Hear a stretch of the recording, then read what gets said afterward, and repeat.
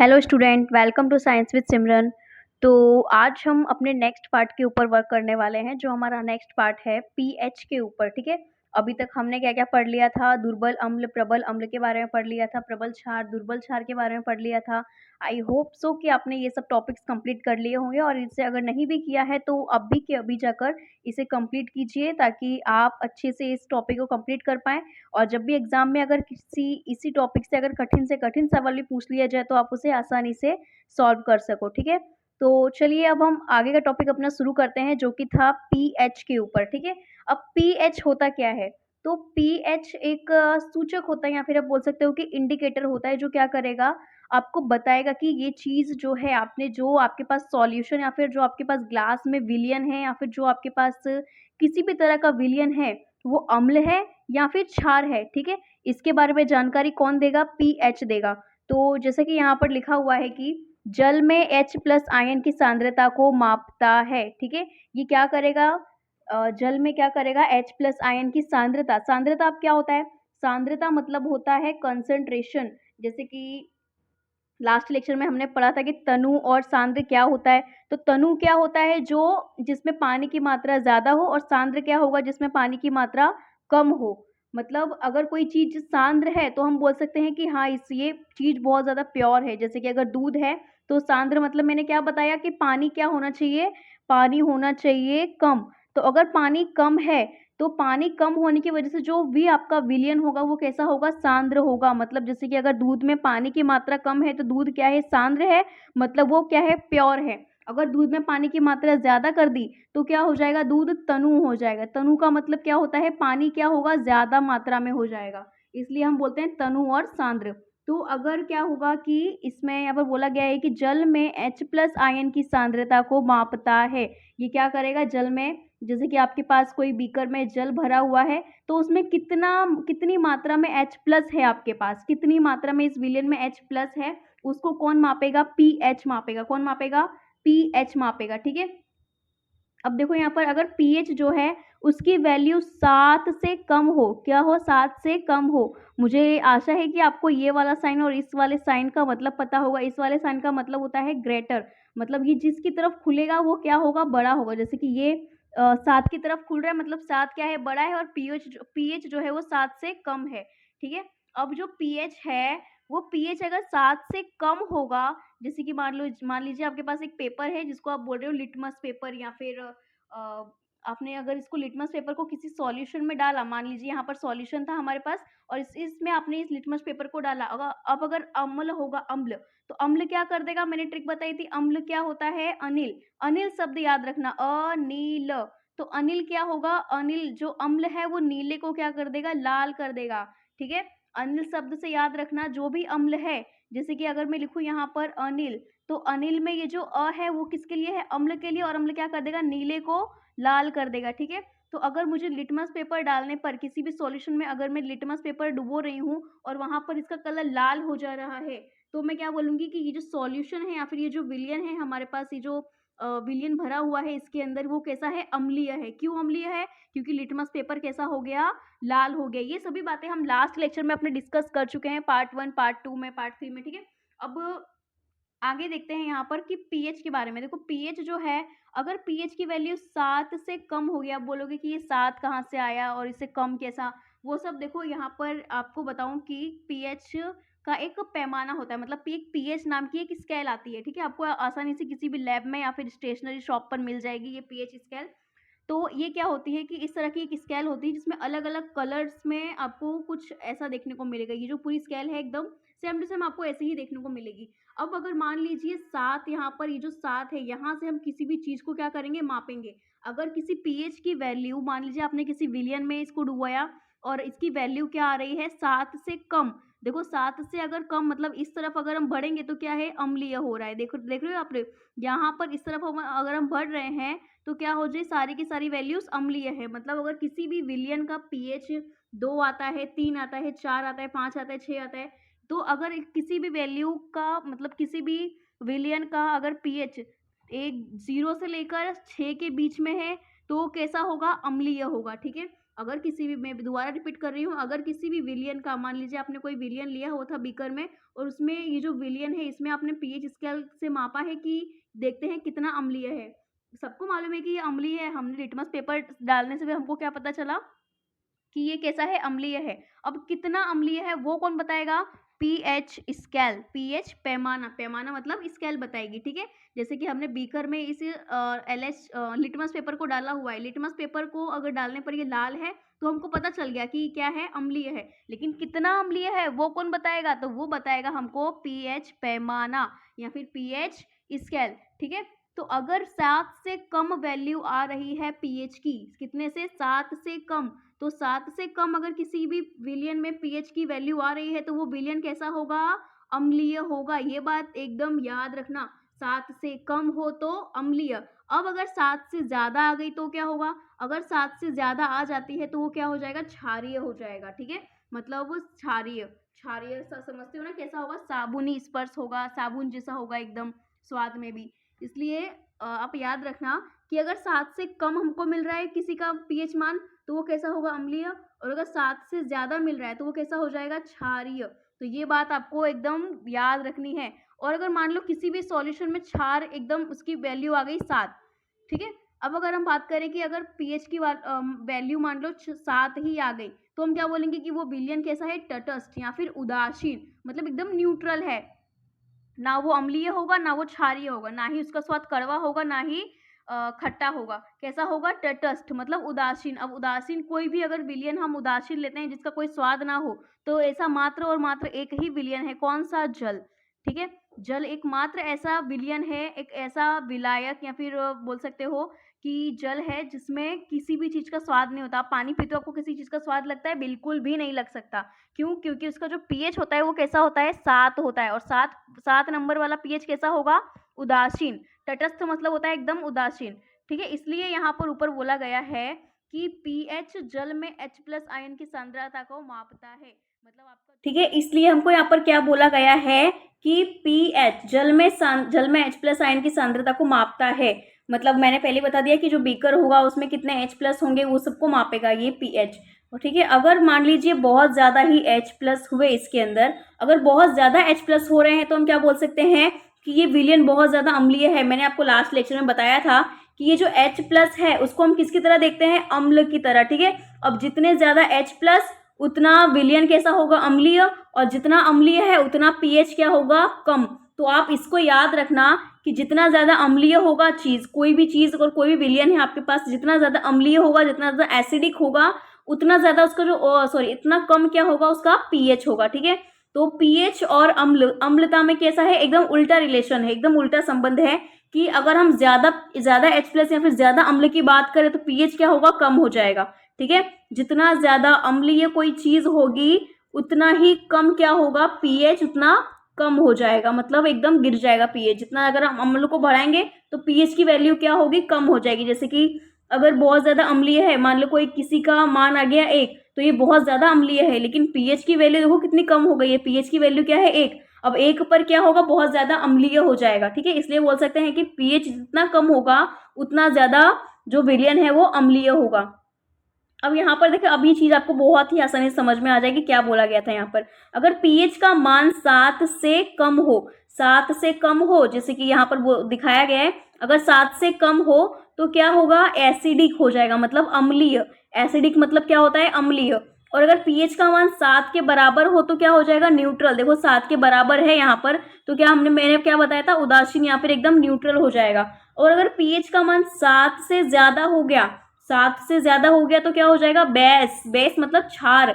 जैसे कि यहाँ पर देखो पीएच का मान क्या है, 7 से ज़्यादा। देखो 7 से ज़्यादा 8, 9, 10, 11, 12, 13, 14, ठीक है। और सबसे मेन पॉइंट याद रखना, पीएच स्केल कहाँ तक होती है, 14 तक, 0 से लेके 14 तक। अब 14 पर अगर कोई चीज़ है तो बहुत ज़्यादा क्षारीय होगी, बहुत ज़्यादा साबुनी टाइप की होगी, ठीक है। एकदम उसका स्पर्श, मतलब उसको टच करने पर आपको कैसा लगेगा, जैसे आपने किसी साबुन को टच कर लिया हो, मतलब उसका एकदम साबुनी स्पर्श होगा, ठीक है। किसी भी चीज़ का अगर पीएच अगर 14 है तो वो चीज़ कैसी हो जाएगी, बहुत ही ज़्यादा क्षारीय। और अगर किसी चीज़ का किसी भी विलियन का जो पीएच है वो 0 हो तो आप क्या बोलोगे कि ये बहुत ही ज़्यादा अम्लीय, मतलब बहुत ज़्यादा खट्टी हो जाएगी वो चीज़, मतलब इतनी खट्टी कि तो देखो ना एकदम पीएच एकदम 0 पर है, 0 पर अगर होगा तो क्या हो जाएगा, बहुत ही ज़्यादा खट्टी हो जाएगी वो चीज़, ठीक है।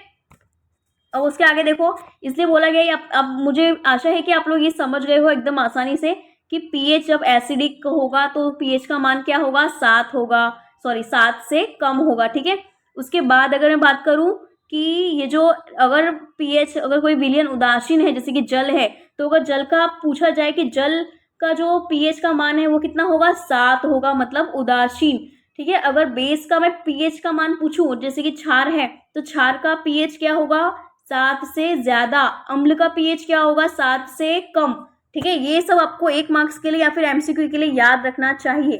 अब आप इतना तो समझ गए। अब उसके आगे देखो, यहाँ पर लिखा हुआ है कि जितना अधिक H+ आयनों की सांद्रता, पीएच उतना कम, मतलब जितना ज्यादा अम्लीय, देखो ये H+ क्या बताता है, अम्ल को बताता है। अगर अम्ल इतना ज्यादा होगा तो पीएच कम हो जाएगा और अम्लीयता बढ़ जाएगी। देखो ना, अगर H+ बढ़ रहा है तो ऑटोमेटिक अम्लीयता तो बढ़ ही जा रही है। जितना ज्यादा हम H+ मिलाएंगे उतना ज्यादा वो एसिडिक हो जाएगा और पीएच क्या हो जाएगा, ओवरऑल कम हो जाएगा, मतलब पूरी तरह से नीचे गिर जाएगा पीएच।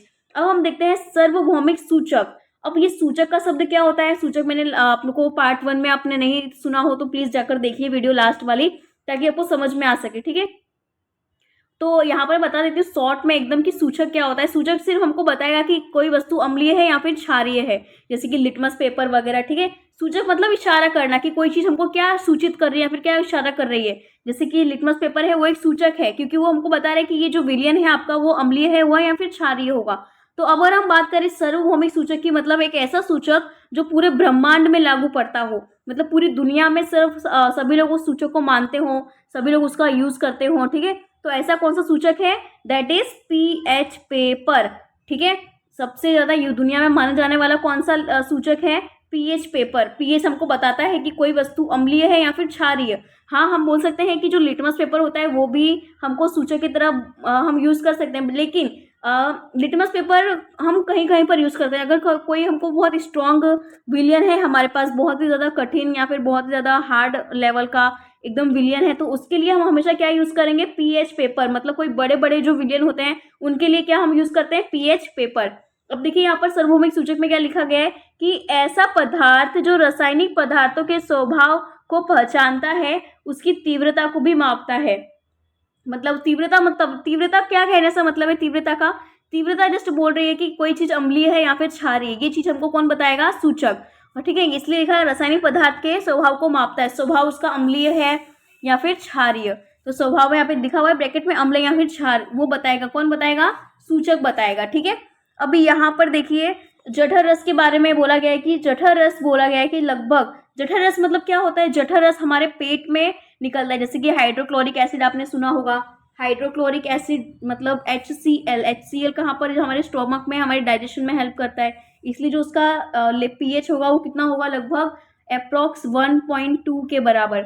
1.2 के बराबर है मतलब ये अम्लीय हुआ, ठीक है। फिर नींबू का रस, आपको पता है नींबू का रस कितना खट्टा होता है। जो हमारे पेट में जो एसिड निकलता है, जठर रस या फिर बोल सकते हो कि गैस्ट्रिक जूस, वो उसका पीएच कितना होता है, 1.2। आपको ये एमसीक्यू के लिए याद रखना, ये इंपॉर्टेंट है, एमसीक्यू के लिए आ सकता है, ठीक है। नींबू के रस का पीएच कितना होता है, 2.2, ठीक है। शुद्ध जल, शुद्ध जल जो हमारा जो वाटर होता है, नल टैप वाटर, नल में से जो पानी आता है, फिर जो रक्त है, ठीक है, मतलब रक्त मतलब खून या फिर ब्लड, तो इनका पीएच कितना होता है, 7.4, ठीक है। फिर मैग्नीशिया का दूध, मिल्क ऑफ मैग्नीशिया, इसका कितना होता है, 10, पीएच कितना होगा, 10। फिर सोडियम हाइड्रोक्साइड विलयन मतलब NaOH का कितना होता है, लगभग 14, मतलब सोडियम, इसलिए हम बोल सकते हैं कि जो NaOH होता है वो सबसे स्ट्रॉन्ग बेस, मतलब सबसे ताकतवर क्षार होता है। क्यों, देखो इसका पीएच कितना ज्यादा है, अब पीएच ज्यादा है तो ये बहुत ज्यादा क्षारीय हुआ ना, इसलिए। और सबसे ज्यादा सबसे ज्यादा अम्लीय कौन सा अम्ल स्ट्रॉन्ग है, तो जठर रस, जो कि हमारे पेट में मतलब HCl हाइड्रोक्लोरिक अम्ल, हमारे पाचन को, मतलब जो भी हम खाना खाते हैं उसको पचाने के लिए जो अम्ल निकलता है हमारे पेट में, वो कौन सा है, जठर रस है।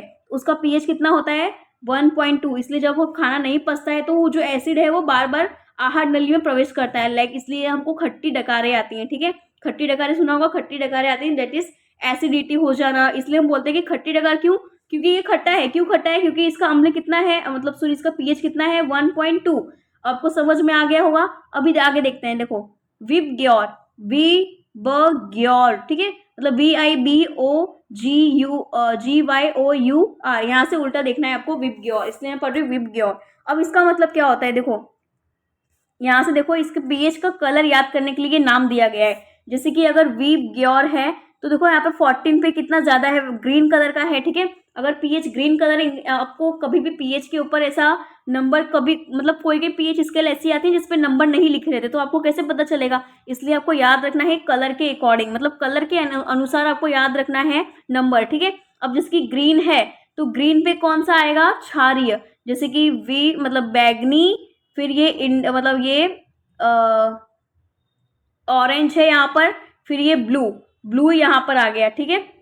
फिर यहाँ पर बोल रहा है कि जो बैगनी है वायलट, फिर ये येलो, और ये जो ब्लू टाइप का है, ये सब कैसा हो जाएगा, यहाँ पर प्रिंटिंग मिस्टेक है तो इसको ध्यान मत देना। यहाँ पे ग्रीन, फिर यहाँ पर ऑरेंज टाइप में, और फिर यहाँ पर ये जो ब्लू है वो आ जाएगा यहाँ पर, ठीक है। तो इसलिए बोला गया है कि ये सब कैसे होंगे, क्षारीय, मतलब ग्रीन ऑरेंज पिंक तक लेकर कैसे होंगे, सभी क्षारीय हो जाएंगे। उसके बाद ये जो तटस्थ, तटस्थ कहाँ पर आ गया, पिंक के पास आ गया। देखो पिंक मतलब पिंक के बाद क्या है, सब तटस्थ है ना, 7, 7 वाला नंबर कैसा है, तटस्थ है।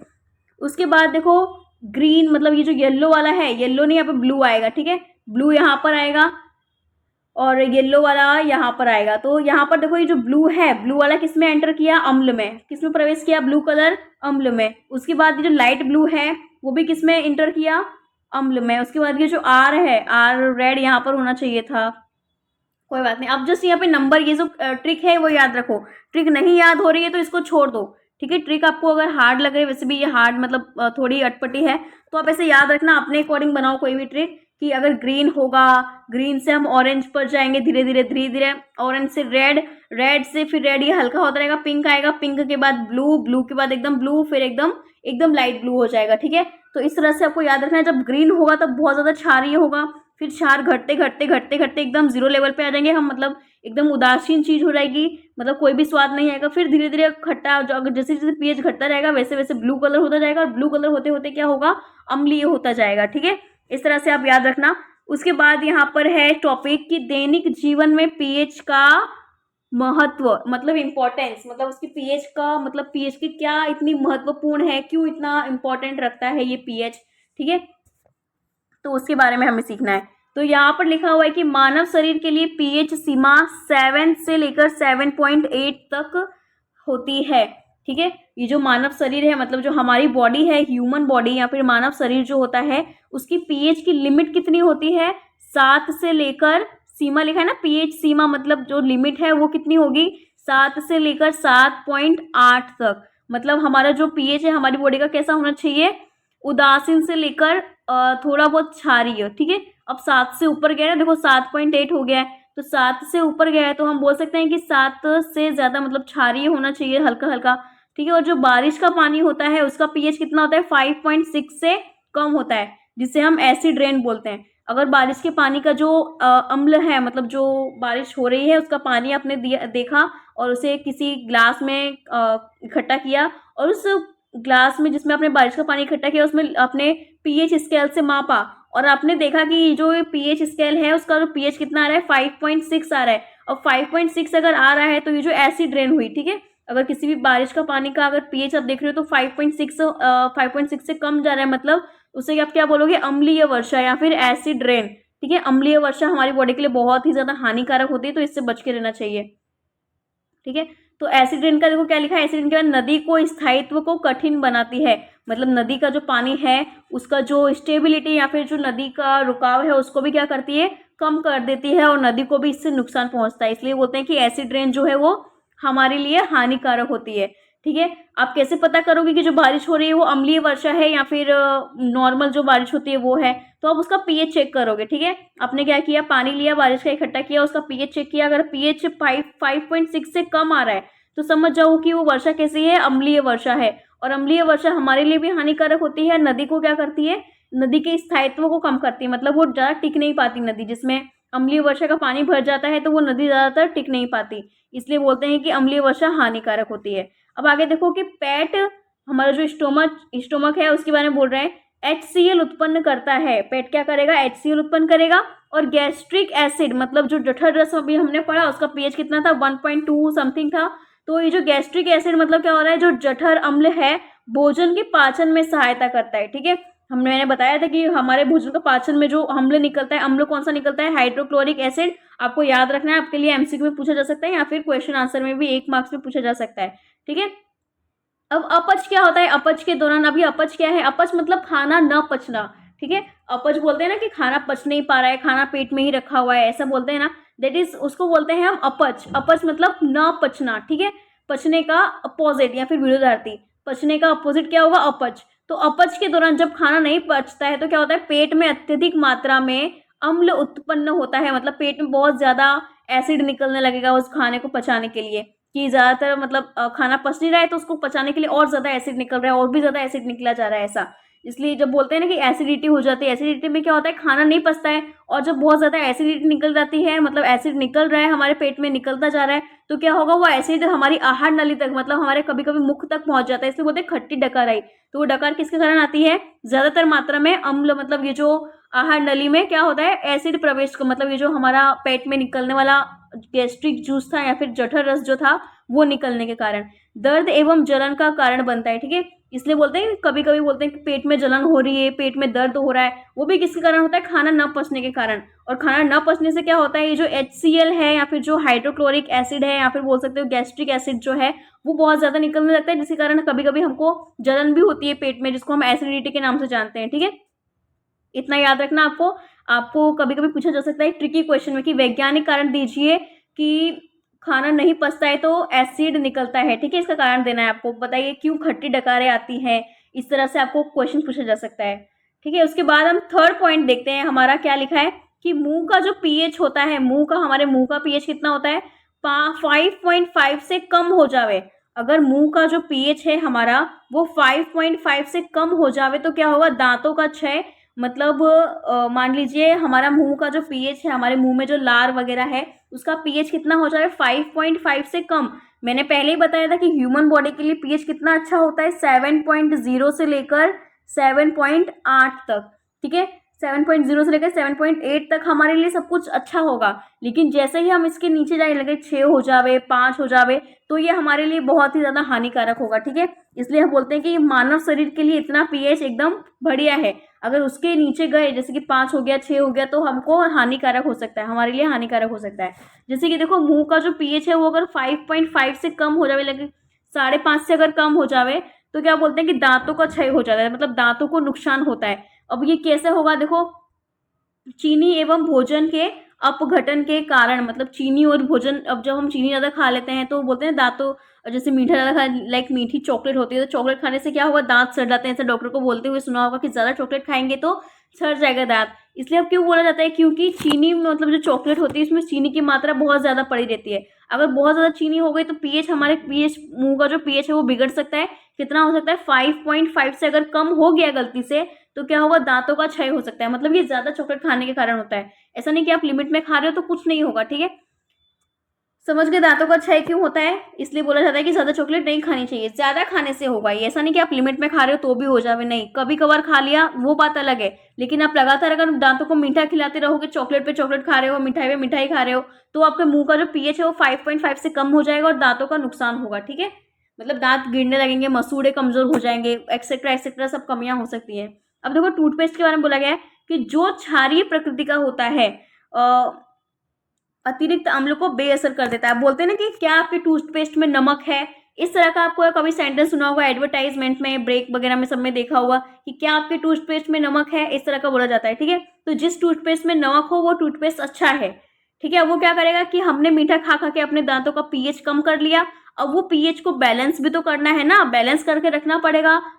सब कुछ मीठा खाते जा रहे हैं, खाते जा रहे हैं, अब दांतों को क्षय हो सकता है, इसलिए हम क्या करेंगे, नमक वाला टूथपेस्ट यूज करेंगे। अब वो नमक क्या करेगा, चीनी को बैलेंस कर देगा, अब मतलब अतिरिक्त अम्ल को बेअसर कर देता है, मतलब जो चीनी का असर है कैसा होता है, अम्लीय असर होगा, और क्या करेगा कि चीनी के असर को बेअसर कर देगा, मतलब हमने जो मीठा खाया था उसको बेअसर कर देगा। इसलिए जब अगर हम मीठा खाने के बाद तुरंत ही टूथब्रश कर लें तो वो ठीक रहेगा हमारे लिए।